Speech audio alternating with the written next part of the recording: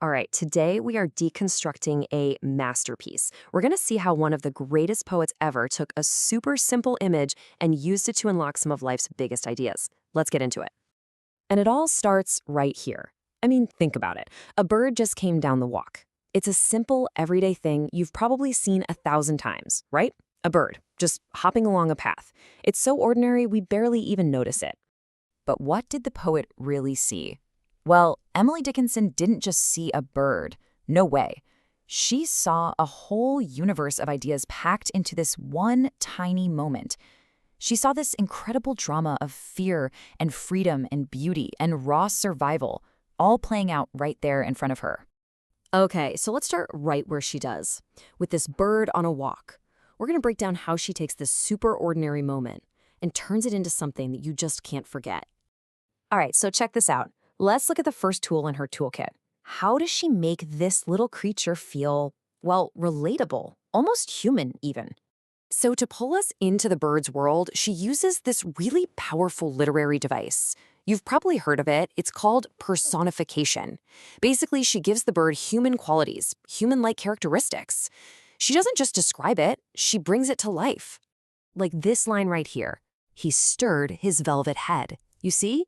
She doesn't just say the bird moved its head. The word stirred, wow, it's so much more deliberate, so much more thoughtful. It's an action that feels totally conscious, almost elegant.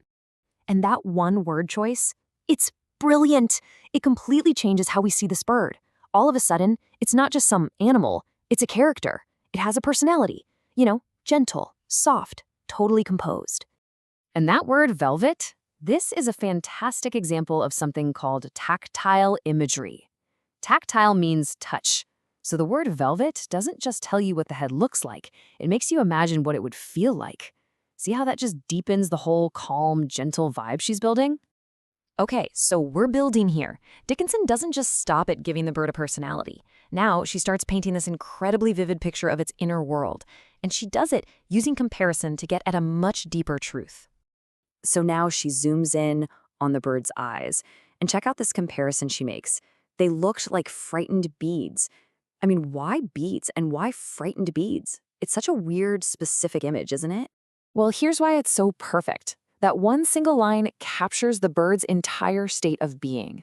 The eyes are small, dark, and hard, like beads, for sure. But they're also filled with the fright of a creature that's always on guard, because it's both a predator and prey. It's just a perfect image of nature's constant, careful alertness. But hold on. This poem isn't just about a cute, gentle, frightened little bird. Not at all. Dickinson is building towards something much bigger, a fundamental tension, a core conflict that really defines the entire natural world. And she forces us, the reader, to confront this big question. Is nature this place of gentle beauty, or is it a place of harsh reality? And the way she does it is by showing us two totally different sides of the exact same creature, sometimes in the very same breath. So on the one hand, you get these delicate, almost impossibly beautiful actions, right? The bird drank a dew. So polite. But then, on the other hand, you get raw, brutal survival. It bit an angleworm in halves and ate the fellow, raw. Wow. And here's the really crucial point. Dickinson presents this duality with zero judgment. She's not saying one side is good and the other's bad. It just is. That's nature. It's both the gentle sip of dew and the raw violence of the hunt happening all at the same time. Okay, so this brings us to the poem's really powerful conclusion.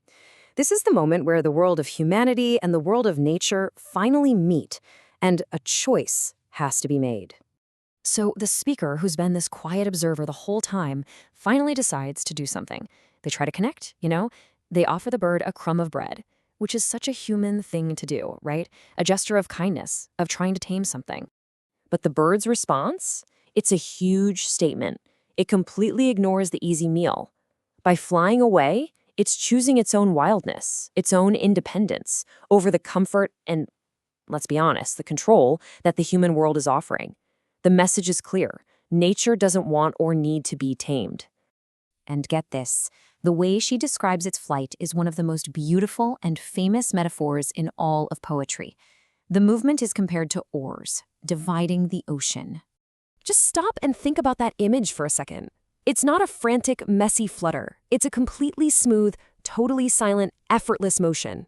The bird isn't just flying through the air, it's almost like it's swimming through it, perfectly at home in its element and leaving absolutely no trace behind. It's perfect. So what about our narrator in all this? Their role is absolutely key. By just watching, by observing so quietly and without interfering, except for that one small offering, the speaker shows this incredible, deep love and respect for nature's wild freedom. And really, that's the genius of the whole thing, isn't it? In just a few short lines, a totally common, everyday moment gets elevated into something so much deeper.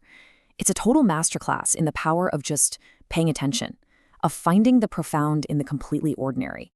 And that leaves us with one final thought to chew on. In our super busy, super distracted world, what tiny, magnificent dramas of nature are unfolding all around us right now? What do we miss when we forget to just stop and watch?